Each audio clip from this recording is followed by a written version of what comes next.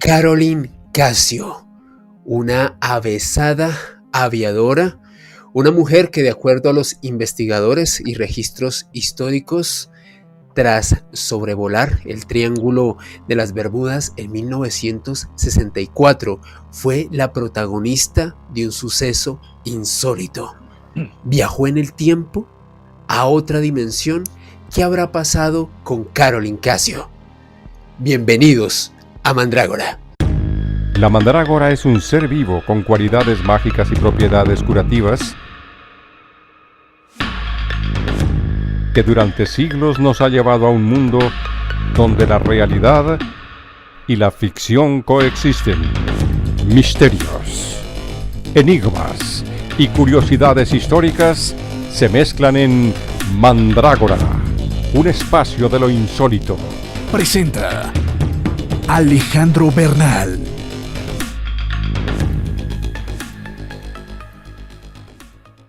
Y en esta oportunidad, para hablar de este tema tan interesante y de esta historia tan realmente sorprendente como la es de esta piloto Caroline Casio, tengo pues a alguien que no necesita presentación, mi maestro, mi mentor, mi razón de estudiar periodismo, Néstor Armando Alzate. Néstor, bienvenido a Mandrágora otra vez.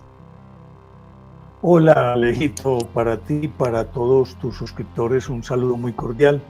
Como siempre, si esto tuviera tal determinación, es decir, diríamoslo, si fuera la imagen tan fiel, creo que verían que me ruborizo cuando vos decís esas cosas de mí. No sabes cuánto lo pondero y cuánto lo agradezco. Aquí estoy y vamos a hablar de un caso muy extraño. Muchas gracias, Néstor, de verdad, a ti por brindarnos tu tiempo y tu sapiencia. Y cuando estábamos preparando el dossier que vamos a desarrollar en este contenido, realmente yo quedé muy sorprendido con esta historia. Primero porque se desarrolla en uno de los lugares más enigmáticos de todo el planeta. El Triángulo de las Bermudas es desde hace décadas un epicentro, un vergel donde se han presentado toda clase de hechos insólitos, desapariciones inexplicables. ¿Por qué es importante hablar del Triángulo de las Bermudas en el ámbito del misterio, Néstor? Es importante porque este es un sitio que tiene unas características muy particulares. Tú sabes que alrededor del planeta existen 12 triángulos que llaman 12 triángulos de la muerte. Sí. No alcanzo a recordarlos todos, pero está el Mar del Diablo en Japón, hay otro que está en el Mar Rojo, hay uno que se encuentra al sur de Indonesia, que bien podrían decir que en ese probablemente pudo haber desaparecido el Malaysia Airlines, ¿no es 700 qué? O 670, sí. Algo así, que pudo haber desaparecido ahí. Es casi que como un cinturón, están todos dentro de unas coordenadas que al parecer están, diríamoslo, alineados, todos estos triángulos de las Bermudas. Algunos son antípodas. El Triángulo de las Bermudas es antípoda del Mar del Diablo, del Mar del Japón. Cualquiera diría que existe una conexión, y es probable que existe una conexión de tipo electromagnética que podría generar muchísimos disturbios, pero al mismo tiempo podría uno asimilarlo a una especie como de un dinamo que se retroalimenta con todos estos puntos de convergencia. Sí. Y que uno diría que esa interacción, esa interconexión daría como resultado justamente todos estos disturbios electromagnéticos, pero al mismo tiempo serían, pongámoslo en los términos que ya utilizamos frecuentemente, serían portales de acceso a otras dimensiones. Wow. Yo no pongo a otros mundos, pero sí a otras dimensiones.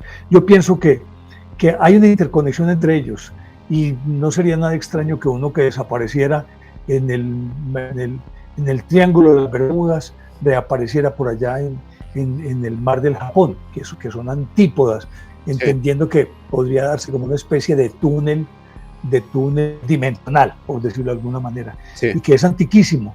Ya Cristóbal Colón hablaba de sucesos muy extraños en el mar de los Sargazos, porque él cuando venía para América, imagínate que en la cubierta de su barco, él cuando ya salió de la Gran Canaria en septiembre, que realmente el periplo de él, es decir, el viaje de él fue más un mes que otra cosa.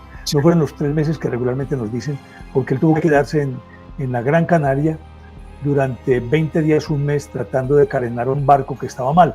En fin, lo cierto es que él cuenta que en cubierta, en el otro diario de Colón, escrito por Salvador de Madariaga, creo, él afirma que en cubierta hubo noches en las que él podía leer con una luz que emergía del fondo del océano, que iluminaba de tal manera que podía leer en cubierta.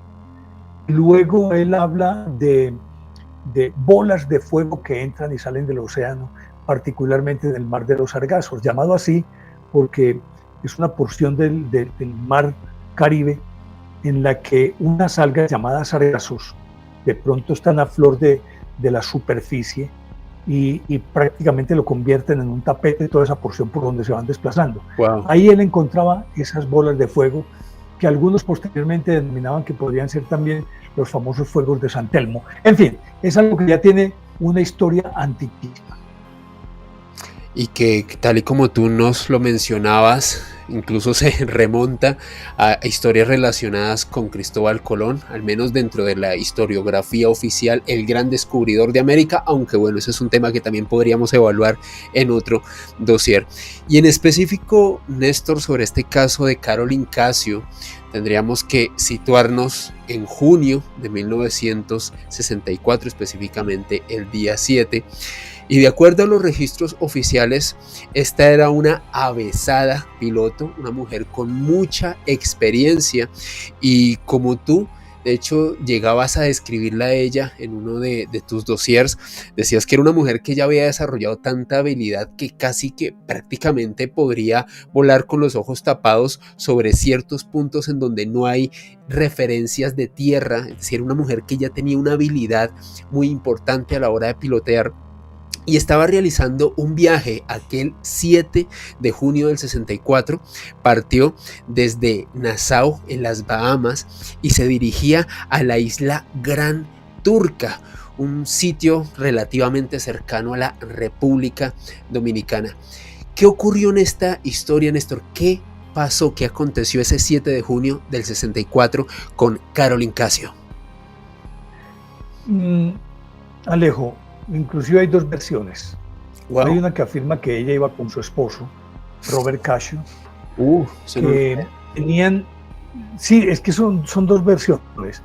Que ellos tenían la avioneta Piper Aztec en la que ellos iban. Era una avioneta que servía también como de una especie de correo, de express. Y entonces ellos, su radio de acción eran todas esas pequeñas islas de las Antillas, que acuérdate que forman un pequeño archipiélago en donde están paraísos fiscales, Bahamas, está Gran Turco, está Caimán, está San Martín, Santa Lucía, bueno, en fin, un montón de islas, y entonces ellos se movían en esas islas, al parecer llevando y trayendo encomiendas y cosas por el estilo, y llevando pasajeros. Y tanto él, Robert, como ella eran pilotos. Esta versión habla de que ella venía en ese caso con un matrimonio amigo. Esta es otra versión, con Richard y Patricia Decker, con los 2 hijos de Robert Casio y Caroline Casio, que eran Robert y Liza, Robert Jr. y Liza, sí, y que iban los 6 en la avioneta. Esa es una versión. Yo no la siento tan creíble, porque cuando se habla de las apariciones se habla particularmente de Caroline Casio, sí, que no iba sola, iba con un acompañante. Algunos, como te digo, dicen que podría ser el esposo, pero del esposo nunca se habló que hubiese desaparecido, sino más bien alguien que podría llevar como pasajero o que trabajaba con ella. Sí, es posible. De apellido Parker, si no estoy mal, algo así. Y entonces, pues obviamente que sabes que cualquier piloto y cualquier operación aérea que vayas a emprender, tienes que revisar cuánto combustible tienes, porque de acuerdo con el trayecto va el combustible. si necesitas viajar a X parte que está a 400 millas, o sea, casi 700 y tantos kilómetros, ¿cuánto combustible tienes que cargar? Pero ¿cuánta carga llevas? Porque a mayor cantidad de carga, obviamente mayor cantidad de combustible requiere. El tiempo calculado para ir de un sitio a otro. Es decir, hay algunas variables que se tienen que contemplar. Pues como ella, como decíamos, casi que por allá, por esas áreas, ella pilotaba con los ojos cerrados, se conocía todas esas rutas al dedillo, pues no tenía ningún problema. Era un día despejado, hermoso, soleado, como suelen ocurrir todas las desapariciones en el Triángulo de las Bermudas. Que yo recuerde, son muy pocas desapariciones en medio de una tempestad, en un que es muy agitado, por cierto. Que extrañamente siempre las desapariciones se dan con un cielo despejado, con vientos favorables o tal vez muy poca brisa, de condiciones óptimas para volar, porque desaparece en esas condiciones, y no cuando las circunstancias son demasiado difíciles por vientos, por lluvia, por tormentas y cosas por el estilo. Sí. Ella debía bajar Gran Turco, la isla de Gran Turco, Gran Turca, debía recoger algo para continuar a Miami.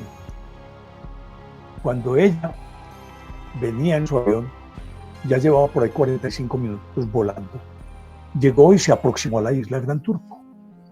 Perfecto, llegó sobre la isla y decía, esta es la isla, pero no la reconocía, y empieza a hablarle a la torre de control. En la torre de control la escuchaban a ella. Oh. Y ellos obviamente empezaron a darle indicaciones para la aproximación, descienda a tantos grados y cosas. En el manejo de ellos es muy intrincado y muy difícil de entender para nosotros los profanos. Y entonces ellos le daban indicaciones y ella decía, pero ¿qué pasa? Que no oigo nada, no hay nadie que me hable. Y seguía preguntando, hey, torre de control, torre de control. Y hay una grabación en la que ella habla con su compañero de viaje y le dice, es muy extraño, esta es la isla de Gran Turco, pero ¿por qué no veo nada? No había edificaciones, no había edificios, no había pista, no había torre de control, no había nada, sino una isla desierta, con una vegetación exuberante, como si fuera una isla virgen. Wow. Y entonces ella decía, entonces ella seguía hablando y decía, hey, torre de control, ella pedía auxilio, no me responden, ¿será que yo me equivoqué? ¿Dónde cometí el error? No, esta tiene que ser, las coordenadas me dan. Ella hablando con su copiloto, por decirlo de alguna manera, pero con el micrófono abierto, por lo tanto lo estaban escuchando en la torre de control.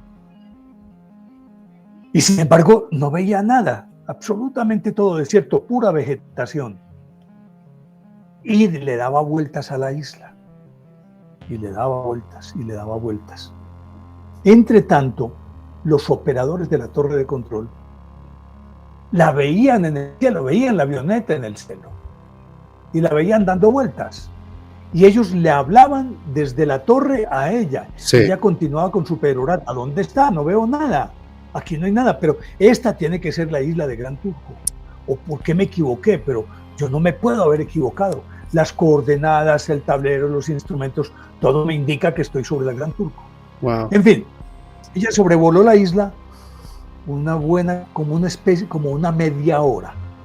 Sobrevuela y dele vueltas y agotando combustible.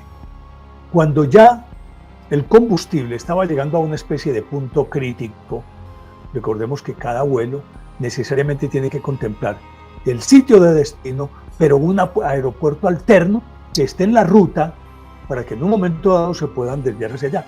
Luego, el combustible para ese otro destino alterno también debe ser contemplado en el momento de la carga completa de combustible. Entonces, cuando ella vio que ya se le estaba agotando el combustible y le quedaba era para llegar a una isla cercana, dijo a su piloto, vámonos de aquí, que aquí no hay nada. Y emprendió el vuelo. Desapareció. Nunca más se volvió a saber de ella. Nunca más. E inclusive cuando iba al aeropuerto alterno, todavía se escuchaba la voz de ella confundida. Decía, ¿qué pasó aquí? ¿Qué es esto tan extraño? y seguía hablando hasta que se fue perdiendo la voz, se fue perdiendo la voz, se fue perdiendo la voz y desapareció. Nunca más se volvió a saber nada de Caroline Koch. Eso es como en esencia o en resumen lo que le ocurrió a esta mujer, avesada piloto, una de las más avesadas, que no tenía por qué haberse perdido de esa manera. Es que este caso definitivamente, Néstor, tiene unos elementos muy particulares. Por un lado, lo que tú recalcas era una piloto realmente con mucha experiencia, con mucha pericia, con mucho conocimiento sobre el terreno. No era la primera vez que realizaba este recorrido, lo había hecho muchas veces. Y ese detalle tan impresionante de observar desde el aire esta isla, la ubicación donde quedaba la isla Gran Turca, observar la vegetación casi que virgen, no observar ningún punto de referencia ni construcciones, ni mucho menos una posible pista de aterrizaje que me imagino era lo estándar, lo que ella esperaba. Intercambiaba, al menos intentaba hablar con la torre de control la escuchaba, la veían dando vueltas. Sin embargo, pues esta mujer no lograba establecer comunicación directa, un intercambio con ellos. Así que a mí me parece muy sorprendente este caso. Desde tu punto de vista, Néstor, y dentro de lo que tú has investigado, ¿tú qué crees que pasó con ella? ¿Un salto dimensional o será que esta mujer observó la isla de Gran Turca siglos antes de que fuese colonizada? Yo creo que esa última teoría, por lo menos yo creo que es la más socorrida, de la que más se ha hablado, porque pero lo extraño de esto, eso es cierto, lo extraño de esto es que ella pudo haber regresado en el tiempo a una época en que todavía no se había construido nada en la isla de Gran Turco o Gran Turca. Sin embargo, uno se pregunta, bueno, arriba ella veía una isla virgen. Sí. Pero los de abajo, ¿por qué la veían a ella? Es decir, era la isla, esas islas pequeñitas, regularmente tienen como punto de referencia la pista. Sí, sí. Es lo más grande, lo más evidente, lo más notorio en una isla pequeña. Llegas a una isla y sea como fuera, lo primero que ves es la pista, ¿cierto? Pero digamos que ella regresó en el tiempo, que ella se fue hacia atrás en el tiempo, fue al pasado. Pero si ella va al pasado, y vamos a suponer que está en una dimensión distinta, sí, llega al pasado, pero ¿cómo se concatena eso que ella pueda ver una isla remota, una isla virgen? Pero entre tanto los que están abajo están en tiempo real, aquí y ahora, y la están viendo dar vueltas en el cielo alrededor del aeropuerto. Sí, sí. No pensaría uno que esa irrealidad tendría que ser válida para ambos. Claro. O en qué punto de la altitud, es decir, la torre está aquí abajo, ella está volando aquí arriba. ¿En qué punto intermedio es donde se abre ese portal para que ella esté aquí en una dimensión y ellos acá en otra? Para mí es como más extraña. Estos están en tiempo real viéndola, sí. Pero ella está viendo otra cosa totalmente diferente, como una especie de viaje en el tiempo. Y entonces uno se pregunta, ¿qué fue lo que ocurrió? ¿Qué abrió ese portal? ¿O qué circunstancia particular desde el punto de vista electromagnético, como lo quieras llamar, ocurrió en ese momento? Porque tendrían que confluir varias cosas. Los que están aquí, ella que está acá, y hay un paso dimensional entre uno y otro. Sí. Pero es una dimensión, es realmente un viaje en el tiempo. Ahí es donde uno se pregunta tantas cosas. Porque es que en el Triángulo de las Bermudas se dieron muchos otros casos, y ahora si quieres te menciono uno que para mí es tan sorprendente como este, o quizás más, que inclusive también lo tengo como capítulo en mi canal de YouTube, Néstor Armando Alzate Ilógico, y ahora te hablo de eso. Pero para mí es eso, muy extraño, porque es que son dos perspectivas, porque si hablamos de que ella iba sola y que tenemos solamente esa versión de que era escuchada desde una estación de radio, pero no había esa interacción entre la estación, es decir, la torre de control y ella, sino que un caso en el que no se ve el aeropuerto, pero escuchan las voces, como el caso del vuelo 19, por ejemplo. Sí. En el vuelo 19 escuchan los aviones, escuchan al teniente Taylor, el comandante de la escuadra, pero no lo están viendo. Pero aquí es que lo están viendo el avión. Hay contacto visual, que es lo más sorprendente, sí.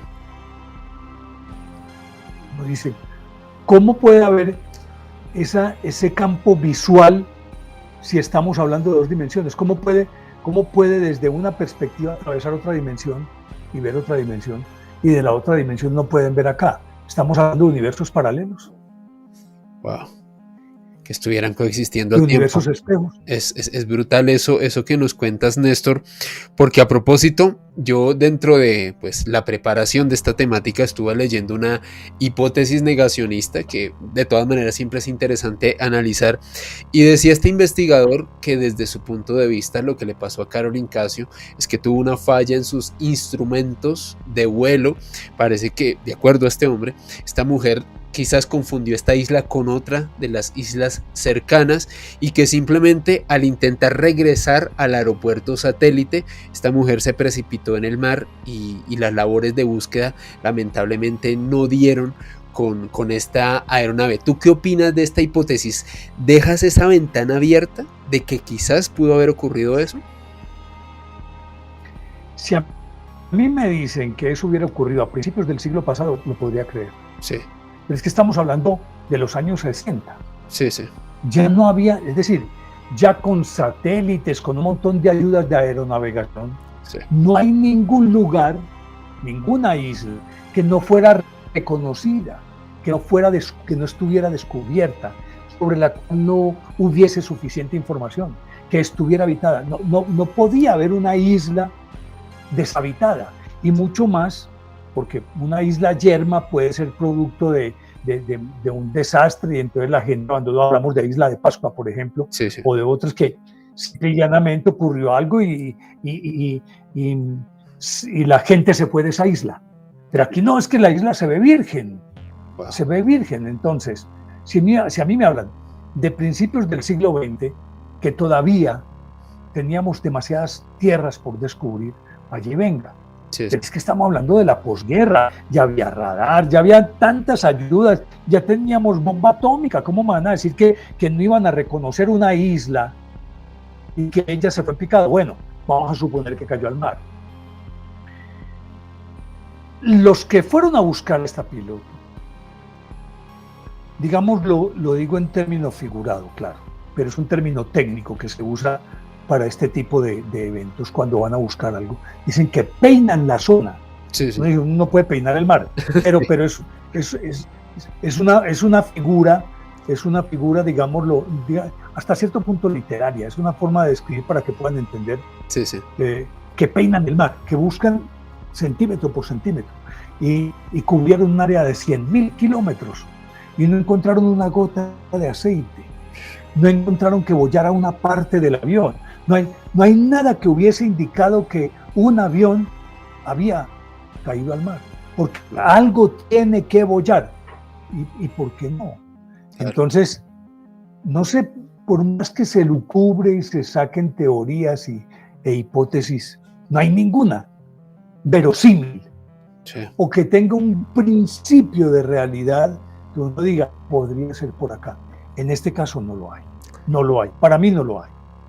Es que realmente es muy complejo, y lo que tú dices, yo creo que Néstor es bastante contundente al no haberse hallado ningún rastro, ningún atisbo de lo que era esa aeronave, ni sus tripulantes, ni absolutamente nada que pudiese indicar que este aeroplano se hubiese precipitado en el mar. Ni islas desiertas. Exactamente. Ni islas desiertas en esa zona. En esa zona no. Sí. En esa zona no. No tenía, porque todas tienen que estar habitadas. Exactamente. Creo yo que si hubiera pasado quizás en el Pacífico, por allá en Polinesia, bien lejos, quizás en ese punto sí, pero lo que tú dices, precisamente en ese punto de Centroamérica es muy, muy difícil que haya una isla deshabitada. Es complicadísimo. máxime si es una ruta comercial, Sí, las más transitadas en el mundo.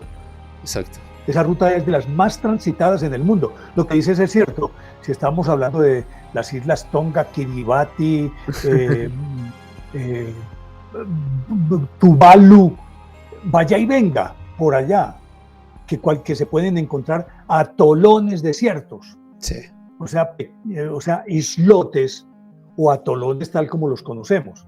Pero aquí junto a República Dominicana, aquí junto a Miami, aquí junto a Cuba, no, eso no puede ser, no, desde ninguna perspectiva se puede entender. es muy difícil. Es para mí un caso muy complicado, demasiado complicado, y que la hayan buscado varias semanas y no hayan encontrado ni un solo rastro. No. Y el otro punto bien interesante es que mientras ella se alejaba de la isla buscando el aeropuerto alterno, se seguía escuchando la voz. Sí. Es decir, Cuando se se percibía esa transmisión, la transmisión de la voz de ella. Wow. Lo mismo que ocurrió con el vuelo 19. Sí, sí. El vuelo 19 fue declarado desaparecido como a las 4 de la tarde del 5 de diciembre de 1945. Sí, sí. Y sin embargo, a las 7 de la noche se escuchaba todavía en un puesto, en una torre de control o en un puesto de mando, no sé, de por allá de Terranova, arriba en Canadá, arriba. Sí. Escuchaban la voz del teniente Taylor diciendo: no puedo creer, ¿qué es esto? Ya vienen, ya van a llegar, y auxilio.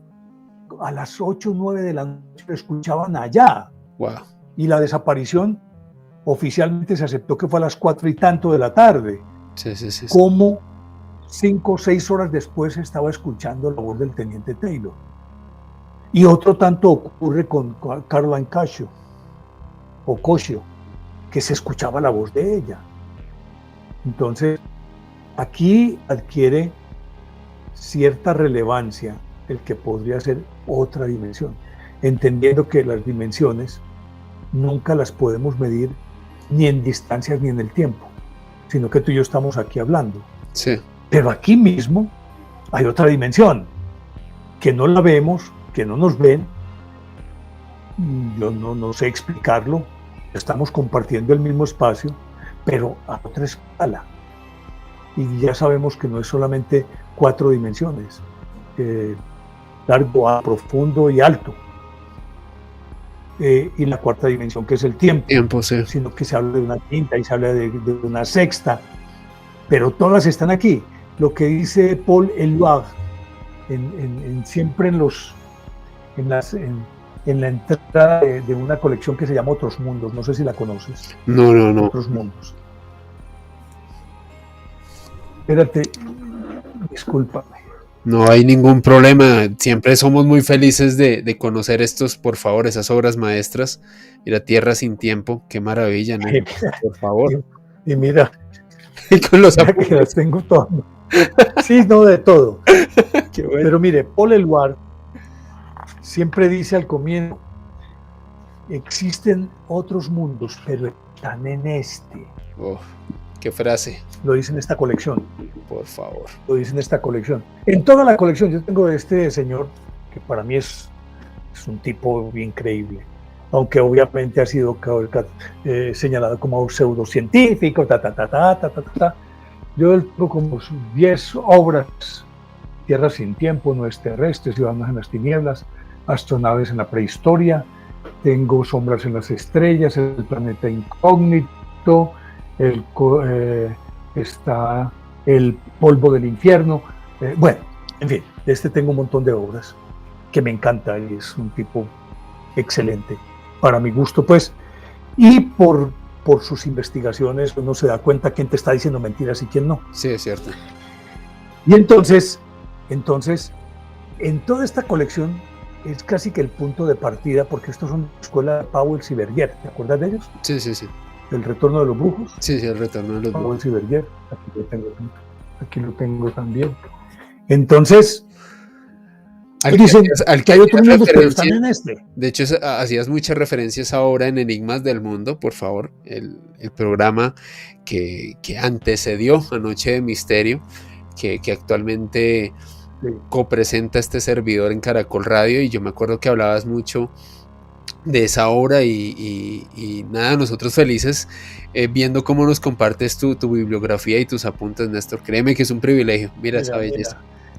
mira, Mira esa belleza el del retorno, retorno de los brujos, el retorno de los brujos. por favor. Y entonces, Yo sé que ahorita uno en encuentra, el chat, Néstor, o en los comentarios van a preguntar cómo se accede a esa biblioteca de Alejandría, porque tienes una maravilla de material allá contigo. pero créeme que no es tanta la cantidad, no es tanta la cantidad. Es que ya es una biblioteca que yo diría es especializada, una biblioteca especializada. Pero Aunque pues obviamente tengo, nos estamos desviando de hablar de Caroline Coche. Allá son obras de historia, pues es decir, historia de Colombia, sí, y otro tipo de libros. sí. Pero pues de mi biblioteca para es esta parte toda, que tengo ahí pues todo mi material para los programas. Bueno, volviendo a este cuento, Sí. dicen que existen otros mundos, pero están en este, Sí. siendo una alusión muy clara a que no hay ni tiempo, no hay ni espacio, o bueno, hay tiempo, hay espacio, claro que sí, como iría yo a decir una cosa de esas,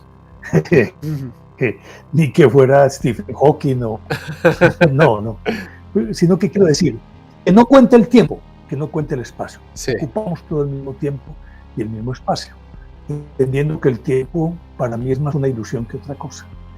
Entonces, lo extraño es si convivimos, resulta que cómo hacemos para entender que puedan verse de una dimensión a otra sin que haya una interacción directa. En el caso de los operadores de la torre de control con lo que veía Carlos Nash. A mí eso me parece, para mí es donde está el secreto de todo este cuento. ¿Qué pasó ahí? Sí. No, esa es la parte para mí difícil. Es que es muy difícil de explicar. Yo de hecho tuve la oportunidad de ver algunos de los informes de este personal del aeropuerto Jax McCartney en Cockburn Town, ya la capital de la isla Gran Turca, y sí, ellos manifestaban el contacto visual. De hecho no se explicaban por qué no aterrizaba la aeronave sino daba vueltas. Decían, pues si aquí está la pista, pues aterriza, ¿qué pasa? ¿Por qué no nos ves? Así que es ese detalle, como tú bien dices, Néstor, es la clave de este caso. Finalmente, Néstor, me gustaría que nos comentaras a todos aquí en Mandrágora, ¿tú qué crees que ocurre en estos triángulos de la muerte, en estos puntos? ¿Es algo que se produce por el electromagnetismo? ¿Es algo quizás por las condiciones atmosféricas, o yendo incluso a una hipótesis aún más traída de los cabellos, pero que no deja de ser menos interesante, posiblemente una base de alguna civilización que ha estado coexistiendo con nosotros y que quizás interactúa con estos artefactos, con estas aeronaves o barcos que desaparecen en estos puntos? ¿Tú qué opinas sobre esto? Hombre, es que a veces, es decir, me pongo a buscar material y acabo de ver una cosa y decir, ¿en qué libro? Porque ya se me olvida en qué libro lo tenía. Y acabo de ver algo que se llama, ¿cómo es? Lo de las líneas de la ley. Líneas de la ley, sí. ¿Qué se supone? Sí, ¿qué se supone? Que es, ¿cómo te dijera? Coges un planisferio, ¿cierto? Sí. O sea, un mapa mundi. Y resulta que lo dividen por líneas como si fuera una especie de red. Tienen el mismo formato de la red. O como una malla de gato, por decir alguna cosa. Sí, sí, sí. Para que sea más fácil de entender. Y resulta que cubre todo el planeta. Y donde se encuentran los puntos que convergen de un cuadro a otro, ahí hay un punto de convergencia que se supone que es un vórtice de energía, que casi que, como se diría, pongámoslo en términos de una ciudad, que todo su entramado eléctrico está a través de cables y a cada parte llega la energía, a cada casa.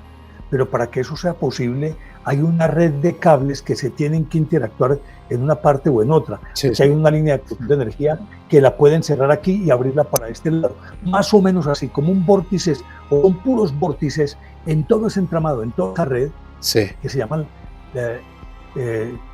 las líneas de la ley, así la llaman. Y entonces, cuando hablamos de los 12 triángulos de la muerte, pero hablamos de este entramado, pero empezamos a observar que regularmente se corresponden por ubicación geográfica más o menos en cuanto a latitudes, longitudes, ese tipo de cosas. Todos estos sitios de los que hemos hablado suficientemente están como en la misma línea, están como interconectados. Estamos hablando de Stonehenge, Baalbek, estamos hablando de las pirámides de Egipto, estamos hablando de Göbekli Tepe, estamos hablando de Tiahuanaco, de todo, de la isla de Pascua. Todo está interconectado como si fueran líneas de conducción eléctrica que van distribuyendo energía en uno u otro sentido alrededor del planeta Tierra. Yo pienso que todo esto ocurre porque hay una cosa que es muy clara, y es quizás el peor de todos los pecados del ser humano. Tenemos querido entender que la Tierra es un ser vivo, que produce energía, consume energía, da energía, nos provee, cambia de forma, está en constante cambio, casi que uno podría decir que a la Tierra, no, es que no, iba a decir algo que de por sí se cae de su propio peso, que no le falta sino hablar. No, ella nos habla con los tremores. sí. Acuérdate de Bogotá 1782, algo así. El tiempo del ruido. El ruido de Bogotá. Sí. El tiempo del ruido. Los tremores de la Tierra. La Tierra te habla, te dice. La Tierra, ¿tú crees que ahora que estoy viendo en las redes, todos los días dice que hay un temblor de tierra en Colombia? Sí. Siempre los ha habido. Sí, sí, sí. En la Mesa de los Santos es el sitio que más tiembla en el planeta Tierra. Y hay 1000 temblores por día, que se vuelven imperceptibles, sí, sí. ¿cierto? Porque son de una mínima categoría, y que los habitantes de la zona, a fuerza de vivir ahí, no sienten esos temblores. Sí. Entonces la Tierra te habla, la Tierra te advierte, la Tierra te premia cuando la tratas bien. Acuérdate, me parece bellísimo en la época de la epidemia. Para mí lo más hermoso de la epidemia fue ver ciudades desiertas, pero colmadas de animales salvajes, antílopes, ciervos, por las calles, como Pedro por su casa. Es la Tierra que te está diciendo: hey, entonces esto no es tuyo, esto es de todos nosotros. Ya me parece un sortilegio. Y por eso te digo que todo este tipo de cosas tienen un punto de partida y un punto de referencia. Si me permites, ya estamos terminando, nos falta todavía. Sí, ya estamos llegando casi al epílogo, pero ya sabes que contigo nos extendemos lo que quieras. Yo feliz, nosotros felices. Porque te había mencionado un caso muy extraño también en el Triángulo de las Bermudas, que yo sé que lo conoces suficientemente. Sí, sí. El de Bruce Jernon. Sí. ¿Lo recuerdas? El de Bruce Jernon.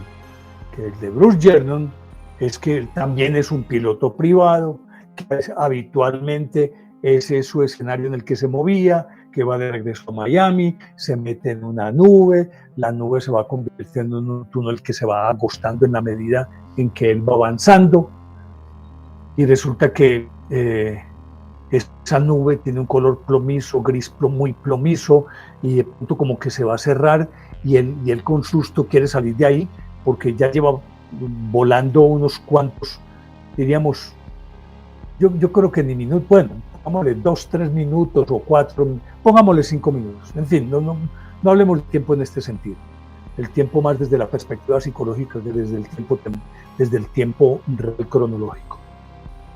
Y cuando sale al otro lado, resulta que está sobre el aeropuerto de Miami, directamente sobre el aeropuerto. Y dice: ¿qué pasó aquí? Y aterriza normalmente, pero cuando él se metió en el túnel se perdió toda comunicación con su avión y ya estaban empezando a buscarlo. Estaban diciendo que había desaparecido. Y llega y aparece sobre el aeropuerto de Miami, aterriza, revisa el tanque y resulta que se ahorró 45 minutos de vuelo y la gasolina para cubrir esos 45 minutos de vuelo estaba en el tanque. Wow. Sin embargo, se ahorró 45 minutos y llegó desde el aeropuerto de Miami. Bruce Jernon todavía vive. Sí. No sé si... Y todavía ha hecho ese recorrido y ha tratado de reconstruir los hechos de alguna manera pidiendo, hey, yo quiero volver a experimentar esto, que en su momento debe ser terrible, una experiencia de estas, pero que una vez que ya se concluye y uno conoce qué fue lo que ocurrió, ya se vuelve anécdota y le pierde miedo y quisiera volver a vivir esa experiencia. Pero el caso de Bruce Jernon, casi que tiene ciertas similitudes con lo de Caroline Cascio, en el sentido de que perdieron la noción de en dónde están. En aquel caso, en el de Caroline Cascio, se supone que ella viajó en el tiempo hacia atrás. Se supone. Sí. En el de Bruce Jernon, se adelanta en el tiempo. Coge como una especie de atajo al ingresar a esa nube. Lo de Bruce Jernon es impresionante ese caso, Néstor. Sí. Casi que pongámoslo en los términos que usan los físicos ahora. Estoy guardando las proporciones, claro está. Un agujero de gusano. Eso te iba a decir. Pensé exactamente lo mismo, sí. Pasó de un lado a otro. Sí. Pudo ser que Caroline Cascio, en vez de pasar de un lado a otro, entró pero se quedó ahí. Wow. En fin, hay muchas cosas y esto del Triángulo de las Bermudas sí que tendríamos casos y casos para hablar. Bastante casuística, es cierto, Néstor. Hombre, en el caso del vuelo 19, acuérdate que no solamente desapareció el vuelo 19 el mismo día, sino que desapareció un hidroavión Martin que fue a buscarlo. Sí, que fue a buscarlo. Y un barco que fue a buscarlo también desapareció. Wow, increíble. Sí, ese caso es impresionante, Néstor. Y eso que nos comentabas de las líneas ley, yo creo que también son gran parte de la clave de este gran enigma, de este gran misterio que nos hace lucurar, que nos hace reunirnos y qué bueno, qué bendita sincronía del universo que nos permita reunirnos contigo. El tiempo es tan relativo, Néstor, para que ya los espectadores saquen cálculos, que hace 25 años este servidor se ponía un Walkman y escuchaba al maestro y decía, wow, ojalá algún día pueda hacer eso. Y mira lo relativo que es que en este momento este servidor está compartiendo con la inspiración no solamente mía, sino de muchas generaciones, Néstor, de verdad. Qué honor. Sí, pero ¿sabes una cosa? Sí. Alejito, si cierras los ojos y haces una composición del lugar, esos 25 años no han pasado. Están ahí. Son lo mismo. En aquella época yo hablé de Caroline Cascio. Si cierras los ojos y haces una composición del lugar, ten la certeza de que el tiempo no pasó. Sí. Nosotros pasamos a través de él. Pero aquí estamos. Para mí también, cuando me ocurren este tipo de cosas, casi que como que me transporto en el tiempo y dejó de existir. Pero a propósito, ¿tú sabes qué es un segundo? Uy, una medida de tiempo, pero muy, muy corta, Néstor, pero o sea, a escala de la relatividad que estamos hablando es muy difícil de definir. Sí, si lo medimos, yo lo tengo en uno de los capítulos, si lo medimos a la luz de la nueva tecnología con los relojes atómicos, sí.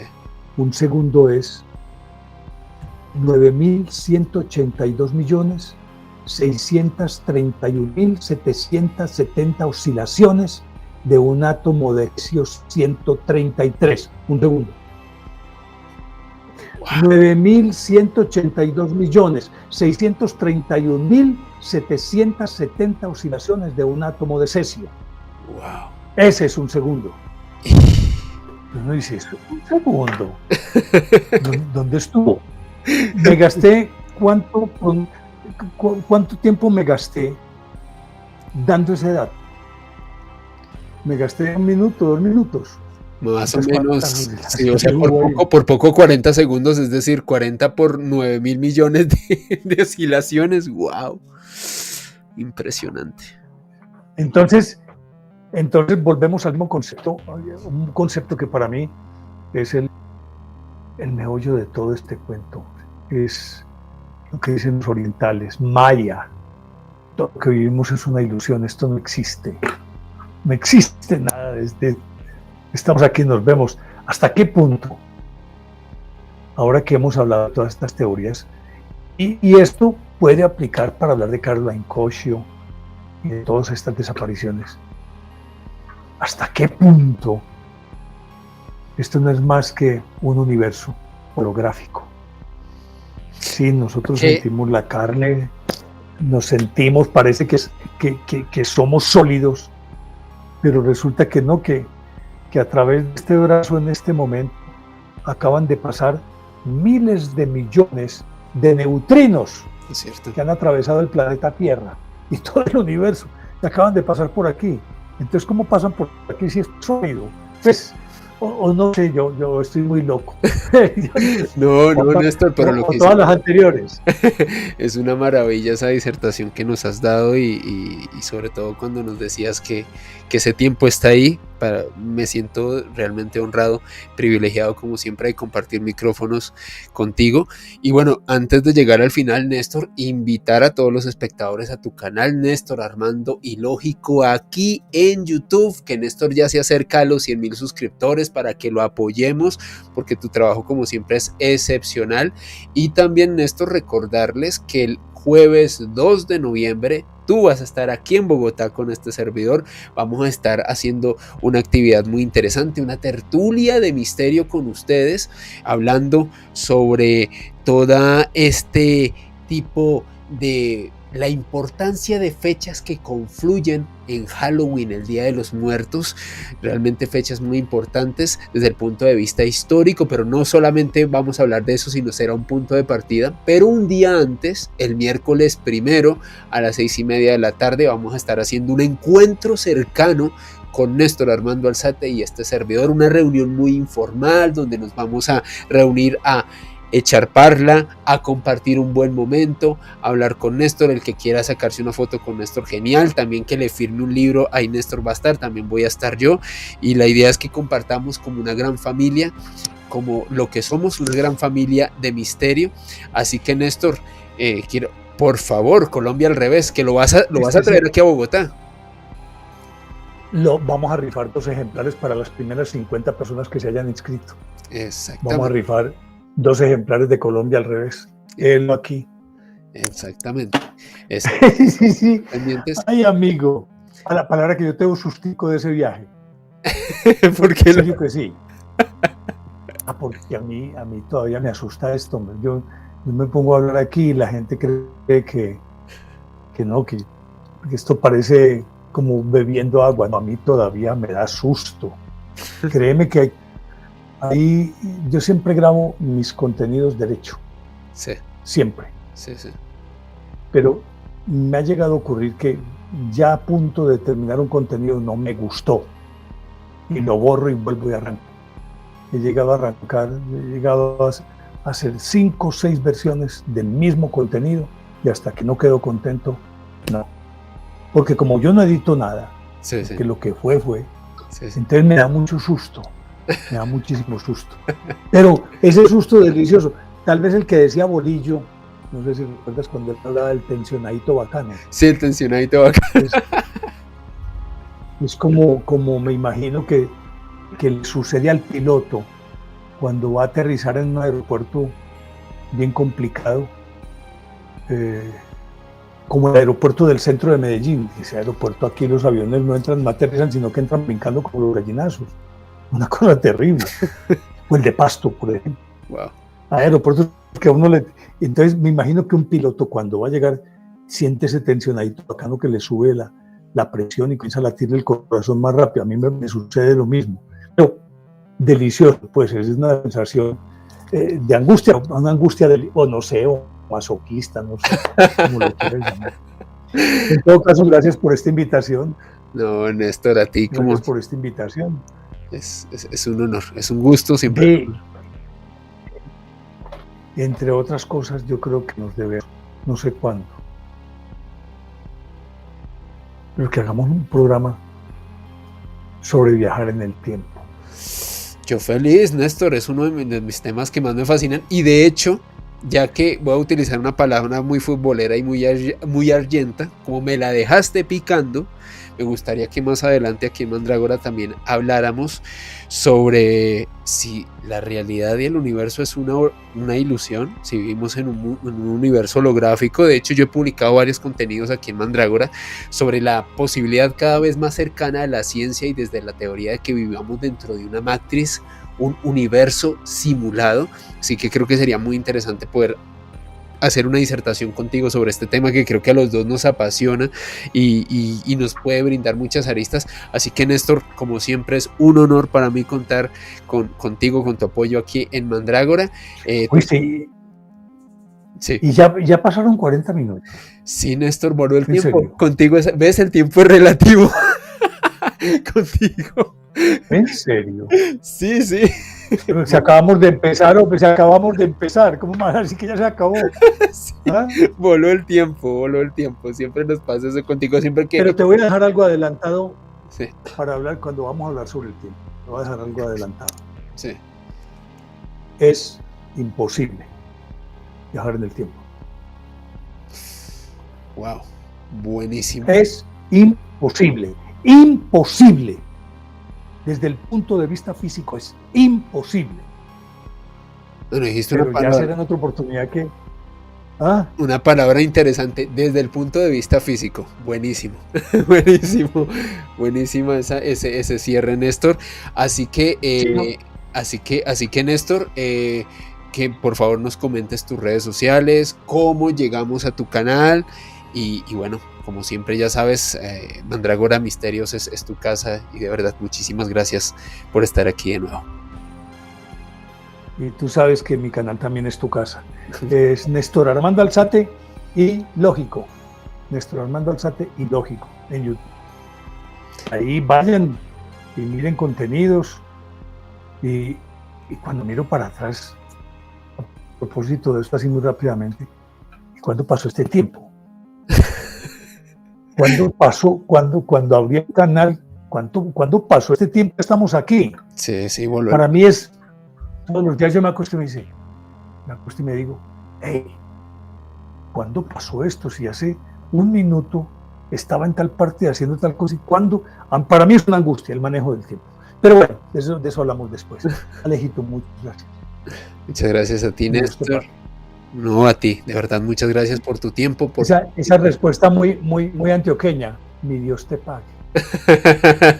Por favor. Hay que ponerle el sello paisa, y siempre es un gusto, Néstor, de verdad, es escucharte.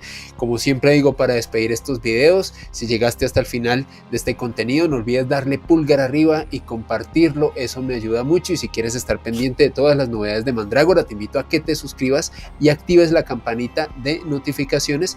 Y nunca olvides que el conocimiento es una creación colectiva, lo gestamos entre todos y que el misterio es cultura. Nos vemos en un próximo video aquí en Mandrágora. Hasta pronto.